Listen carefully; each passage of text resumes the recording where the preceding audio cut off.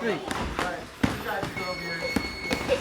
We're gonna go 1, 2. Ready? 1, 2. 1, 2. 1, 2.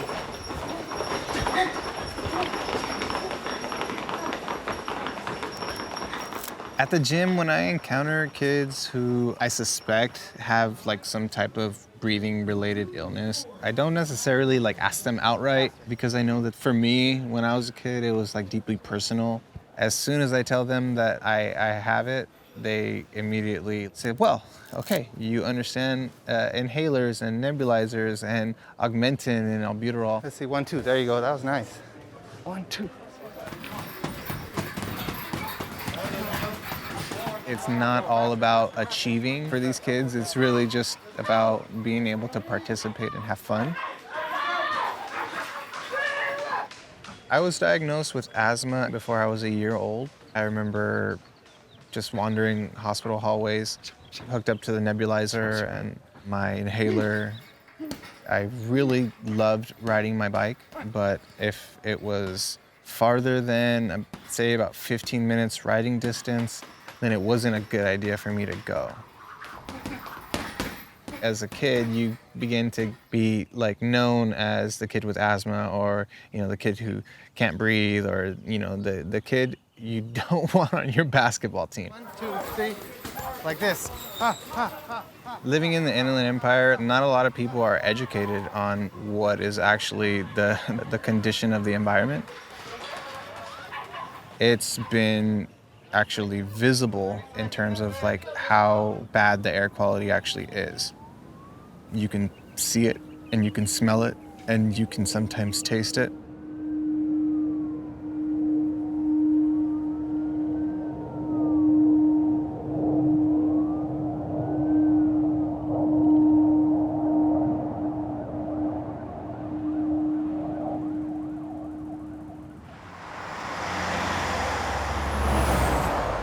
If you're working on clean air issues, you immediately start to center in on San Bernardino. San Bernardino is just east of Los Angeles. It's one of the most polluted, if not the most polluted, part of the United States. You try to figure out what's causing that air pollution, you realize the freight and logistics industry is the primary contributor. Air in San Bernardino, in some ways, is governed by the air quality upwind. That is what is blowing to them from Los Angeles. However, they also produce their own pollution as well. That has to do with land use across Los Angeles and Southern California. Many of those places, because of the cost of land, have been developed in San Bernardino and Riverside counties. You have a lot of local elected leaders who are allowing this to happen. It's probably some of the most explosive growth in warehousing in the country.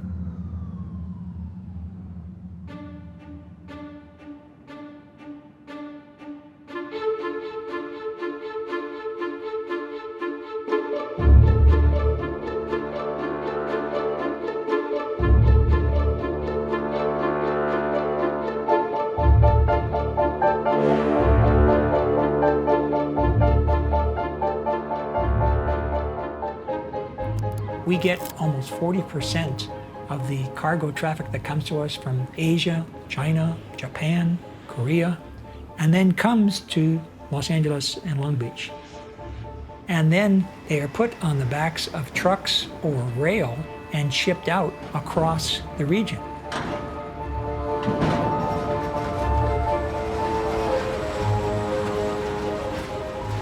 We saw e-commerce just boom during the pandemic. We saw freight volumes come through the port at higher levels than we've ever seen. We've seen diesel trucks and other trucks on people's roads, and so the harms continue to roll. Those hit hardest by the pandemic are the folks who are hit hardest by this pollution.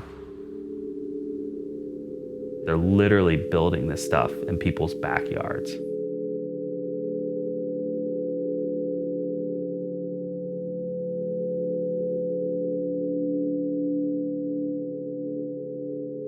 The effects of air pollution are actually much more dramatic and widespread than most people understand. With regard to whether air pollution is associated with asthma, with cancer, with other sorts of health maladies, the information is pretty clear that air pollution is a known carcinogen.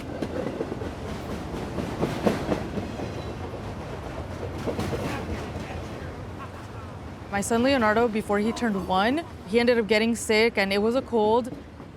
Then one night, he just couldn't breathe. So then we took him to the urgent care in Loma Linda. And then they ended up giving him like steroids through like a oral syringe to kind of help his lungs expand and to help him breathe. He's had that done since then, like about 3 or 4 times. And he's 3 now. When they told me that my son had respiratory issues, I started crying because I got scared. I thought I had done something wrong. And then my husband told me, no, we've been taking care of him right. It's nothing we did. So I asked them, what do you think caused it? One of the doctors told me, no, it has to do with, the environment. So just them kind of confirming that for me was a shock. This is something that I can't shield him from because I can't put him in a bubble. Trains could usually run for about, 5 minutes sometimes if they're fast, but this one has been going on for about 2 minutes, 3 minutes now, and I don't see it stopping anytime soon. It might sit there and idle like the one behind it, and then there might be another one coming after it, because I think I do hear another one coming after it. Yep. We have a surprising number of schools and parks alongside busy roadways and rail lines. And our recent research in the last few decades has shown us children who live closer to busy roadways, they actually had poorer lung function and smaller lungs. By virtue of breathing the air, it can affect their lifelong health and the duration of their lives. There were times where we did want to relocate out of San Bernardino to somewhere else because we wanted a better life for our child. But at the end of the day, I decided this is where I had my child, this is where I met my husband, this is where I grew up. What do we want? Clean air! What do we want? Clean jobs! What do we want? Clean air! What do we want? Clean jobs! I was never aware that San Bernardino had such bad air quality until probably like when I had my son 3 years ago. I started to educate myself on what is happening, and then once I looked, I couldn't look away. Since it's mostly people of color in these communities that are being affected by it, which is why, I feel like people don't really care a little bit. Because if it was a different demographic, I believe that it would have been changed a long time ago. Amazon has got to go. Hey, hey. Ho, ho. Amazon has got We're showing solidarity to all the warehouse workers and all the logistics workers across the region. Amazon has got to go. Hey, 80% of the people here have family members or know somebody who works in the warehouse or logistics industry, be it driving a truck, working in a warehouse, or working near the railroad. Our lungs are not for sale. Our lungs are not for sale. There's a lot of people here that have family members with asthma. There's people here who have family members who have passed away from cancer. And now there's a growing consciousness about the issue, and people are starting to fight back. In one fell swoop, a lot of these corporations could mitigate the issue of pollution, and they could create a high-road job sector. This is what we're putting this banner up today for. Basically symbolize like the region and our fight.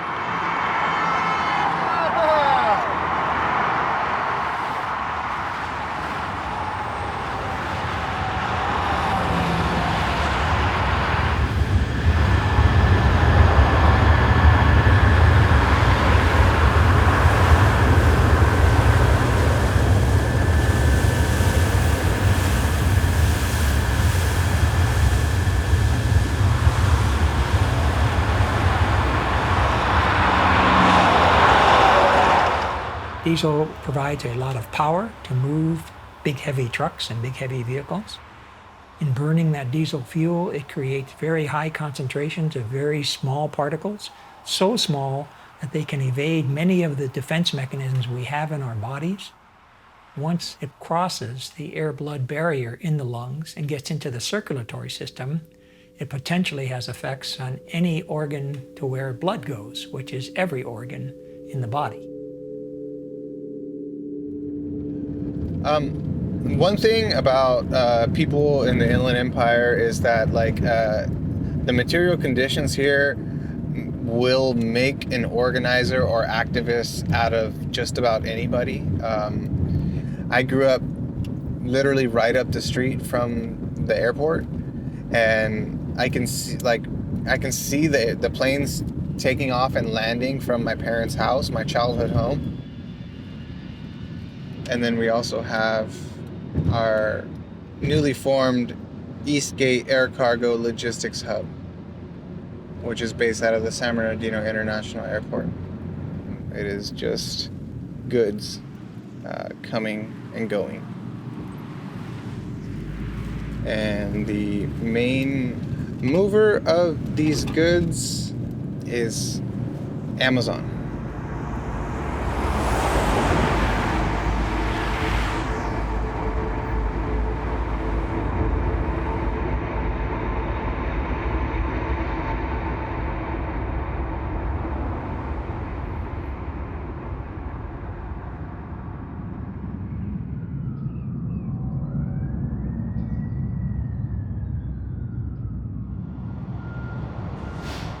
We have a case against the Federal Aviation Administration. That's an agency that approves airport projects. So we filed suit challenging their environmental analysis that was done for this Amazon airport project. One day, my colleague, who's an attorney I work with, finds this one email where the FAA was communicating directly with Amazon about how many airplanes were going to come in and out of this project. So we kind of had this aha moment. They've known that Amazon was engaged very early on in this project, yet they were hiding it. And we filed that lawsuit in the United States Court of Appeals. We were asking the court to stop the projects until they do a lawful environmental review. There's an immense power imbalance because you have a company like Amazon with infinite wealth. You can't say that these entities can't afford it. They may not want to pay to clean up their pollution and make it safer to breathe, but that doesn't mean they can't do it and they shouldn't do it. This effort is truly kind of what people call David versus Goliath. Community groups, they're just more nimble. They know their community better. They're communicating with their neighbors about the harms. The passion for San Bernardino and their community, Amazon doesn't have that. They will never have that.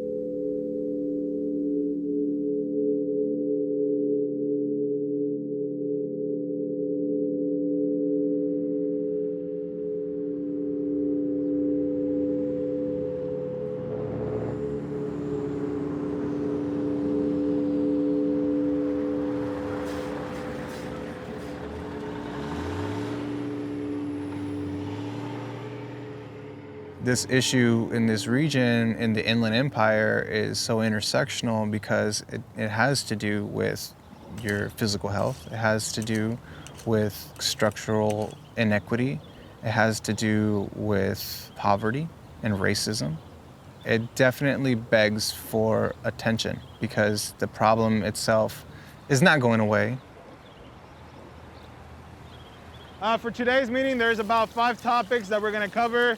Are mostly reminders about things regarding the garden. Sandra is saying that she's willing to This garden represents really the promotion of health, but not just physically, but again, mentally. I'm Jorge Osvaldo Heredia. I am a gardener here at the Garden of Health. It's important for us to find these spaces where we can meet each other and connect with each other. Just hearing other people's stories and hearing their struggles with asthma, hearing their struggles with cancer, with obesity as well, with high blood pressure, because that's all connected. When you don't have access to healthy foods, all of that plays into the quality of health that we all have as community members and as a community as a whole. This garden is, for me, a form of resistance. It's a way that we can really, again, just stand up for ourselves, stand up for our health, and try to do what we can to improve our quality of life. Yeah, the wind's picking up a lot of the dust. I have my own interest things that I like to do too. One of them, not playing in the dirt too much. But I do like to come out and help him water from time to time. I do enjoy the produce that he brings home. I was diagnosed with cancer in 2016. We didn't know where I was gonna be, if I was gonna improve, because I was stage 3. Okay. Maybe that he connects with gardening because he's able to provide that. He's something that he can do, because I don't think he knew exactly what to do. It's not like there's a Whole Foods here, so you're not getting great produce.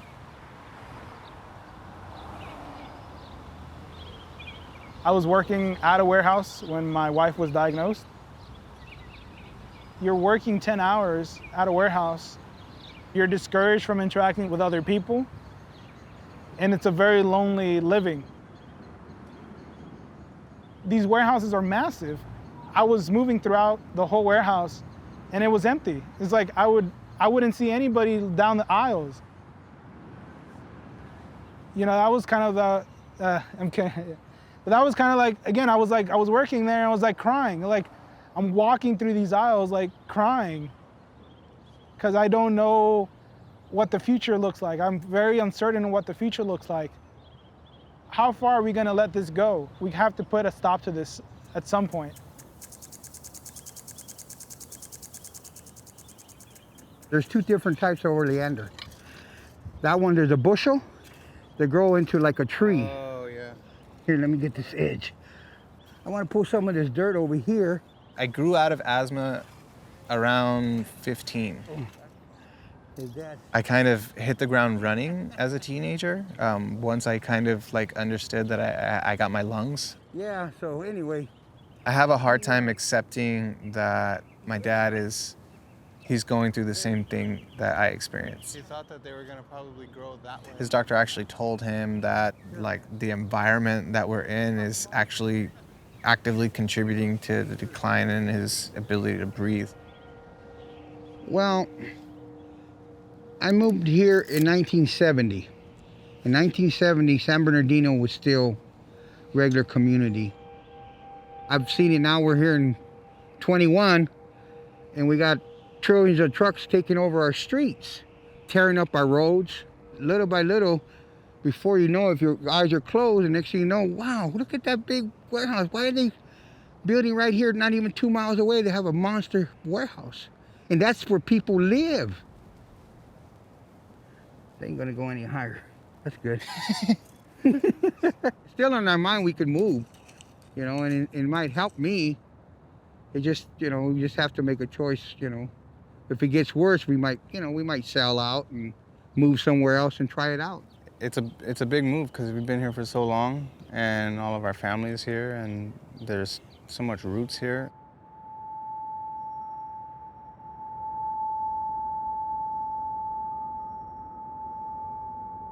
We believe the only way we're gonna get out of this air quality crisis is if we shift to zero emissions, particularly in the freight industry, as soon as possible.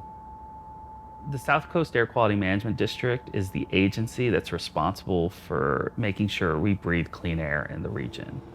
And so for years, we have been pushing that agency to adopt what's called an indirect source rule, or a rule to require warehouses to implement clean technologies to clean up their operations. I'm also reminded that I represent Wilmington, the Wilmington community. You have a lot of these warehouses in a Wilmington community, a disadvantaged, impacted community. And all those trucks, not just the Class 8 that come here, heavy duty. So what's going on? Councilman Burr, are you ready to testify? I am ready. As an elected official, I hear you. This is a pipeline. You make it happen here. With this bold move, I make the rest happen in my city. Today I'm accompanied by tons of environmental justice advocates, organizers, especially who have been putting in the groundwork in support of an indirect sources rule. So basically that is any kind of logistic development, warehousing that is over 100,000 square feet would be responsible for their carbon footprint and just their diesel emissions, everything to and from the warehouses, as opposed to prior where there has been none. But the reality is that without this rule being implemented, nothing is going to change. The logistics industry will continue to rule the region, and nothing will ever get better when it comes to our health. It doesn't matter how much the economic benefits are if no one's around to spend it. The indirect sources rule, if that passes today, it would be the first type of legislation, policy, that is actually enforceable. Today, they're voting on that finally.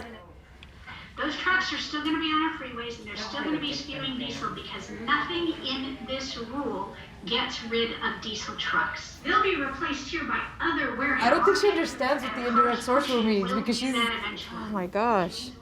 That's why I'll be voting against it. I appreciate my colleagues. So she retired. She used to be the YLAG chair. We just have to connect the dots, and let's start to dig into the employment practices. Let's start to talk about the wages. Let's start to talk about the temporary employment. Let's start to explore what's really happening in our city and the narrative versus the truth. But just the attempts to get logistics to be responsible for their footprint and what they do to our communities, 6+ years. With that, would the clerk please call the roll? Here we go. Supervisor Fuel. 4. Aye. Yeah. Mayor Pro Tem McCallum. Roll. Boo. Oh, Vanessa Delgado said yes.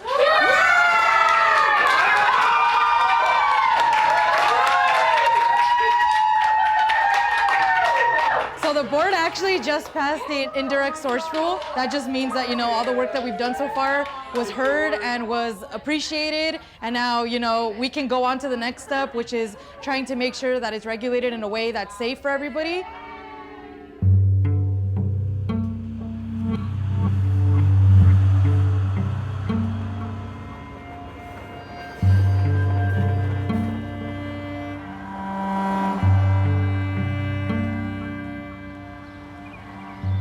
This is where, I built my life pretty much. And I feel like this is why I fight so hard for my community, because this is my home.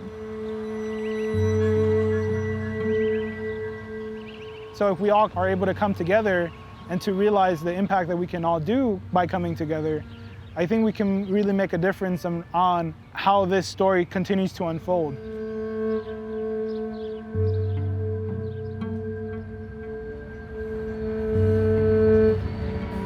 Regulators are slowly stepping up and saying the community is important. The economy, industry, manufacturing, that is important to us, but so is the health and vitality of our community. Health, for too many years, was not even at the table in these discussions, and now it is.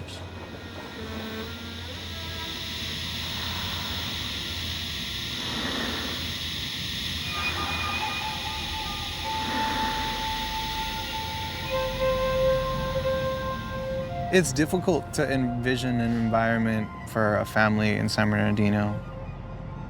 It's obvious that the air is getting worse, and I want to have children of my own.